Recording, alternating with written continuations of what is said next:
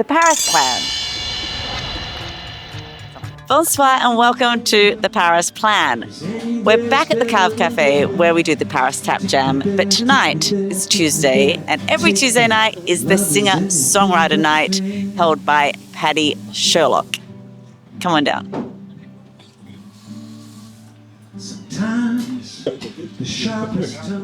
Hi, Ruby. Nice to see you. What happens on Tuesday night at the Cave Café?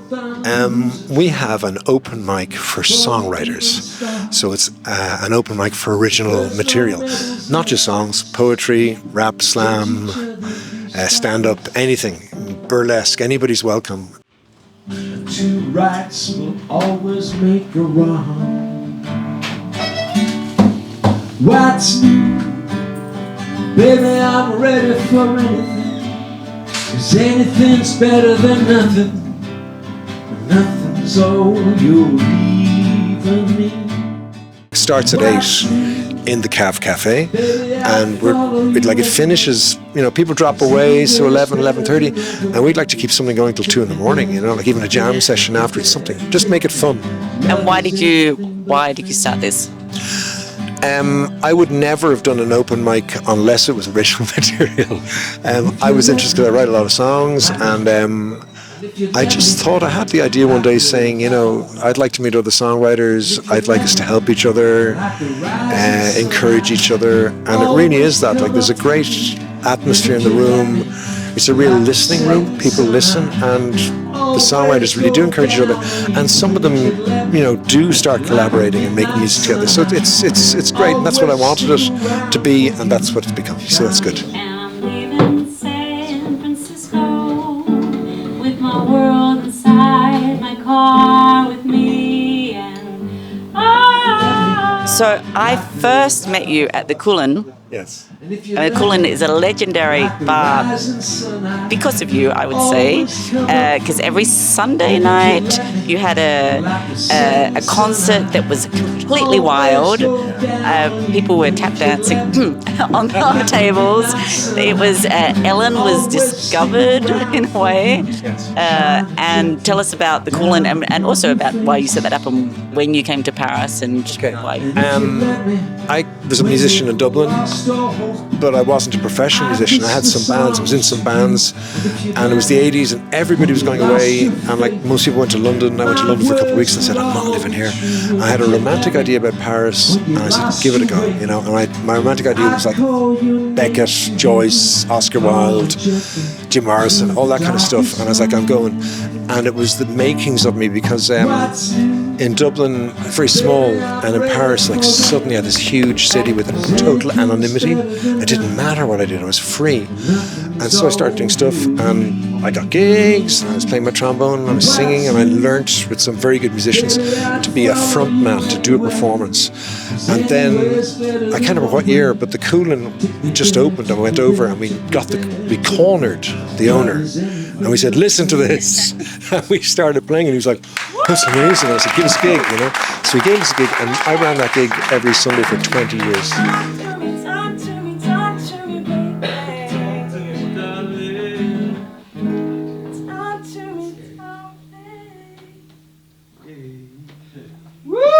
The musicians that went through there was Chris Cody, Sebastian Gerardo, I think, many amazing musicians. The best. Michael O'Doherty. The best musicians, as far as Billy Collins, Phil Rad, who was the drummer, Jean-Philippe Nader was a percussion player, and so many Parisian-based musicians came in and jammed. There was nights we had 10 people. There's nights one night I had 15 people on stage between horns and harmonicas and violins. And I tapped on the table because there was no stage space, and that was fine. And you did. You tapped on the table, and you were fabulous. And Linda would paint. Yes. And so we've got all these wonderful paintings from Linda McCluskey. It was a really happening place. I mean, we were kings because it was just unique in Paris, and it was in the Latin Quarter, which had been the jazz quarter in Paris, and then some bastard came along and bought the whole block and redeveloped it into a shopping mall. The Coolin closed. We lost this fabulous gig. It's never been replaced. It had its time, and it was amazing. Now we're at the République de Montmartre. And so anyway, Coolin now passed, but I'm so happy to, no regrets. It was a brilliant thing to do. And I ran a 6-piece band in it, which is very hard to do as well. So that went away, playing other bars, still playing Cave Huchette, which is that fabulous jazz club, and I go in there with 6 musicians.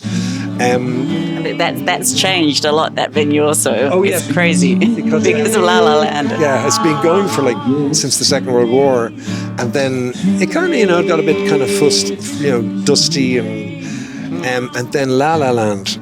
When they go to Paris, they fly in to the Cave Huchette. Yeah, which is actually a set, but you see the sign. But since then, it's been completely... It's been jammer since. And it's full of young people. And then they got TripAdvisor, whatever, all the rest. It's now a noted place to go in Paris. There are queues down the street trying to get in. About you, you're telling me you love me, Ruby. Not a word of it is true, baby. You ain't gonna break my heart no more. No, you're telling me you love me. You told me once too many times. So where else can people see you in Paris? Here, caveaudelahuchette. Huchette. Where else can you see me? I'm working more and more in Ireland. I'm going back to Ireland more and more, and I have brilliant musicians there as well. And I'd like to.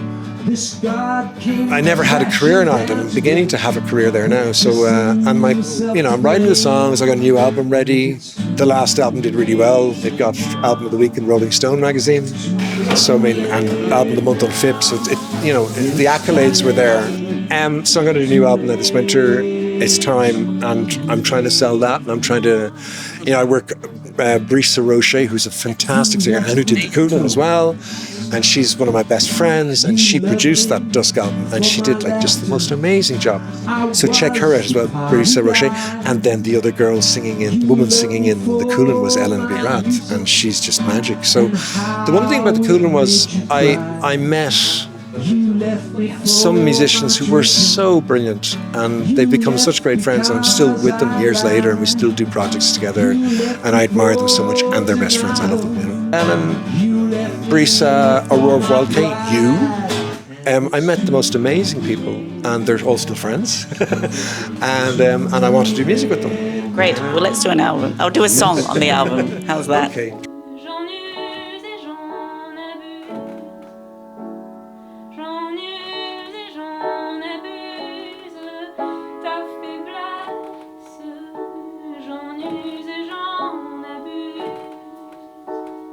This is the Cave Café, and it's 134 Rue Marcadet. We're here every Tuesday. There are other nights with music. Check it out. It's a great little venue if you want to play music. It's great. Ruby does her tap here. It's just a fabulous place. And the guy who runs it, Arthur Jordan, is cool. He's a really nice guy because he encourages that. And there's more and more bars that have gone football bars, and there's less and less music bars. So you have to give credit to the owners of bars who say, I don't want to be a football bar, I still want to have music. And that's great. There you go. Yeah, and it's a nice thing to do on a Tuesday night.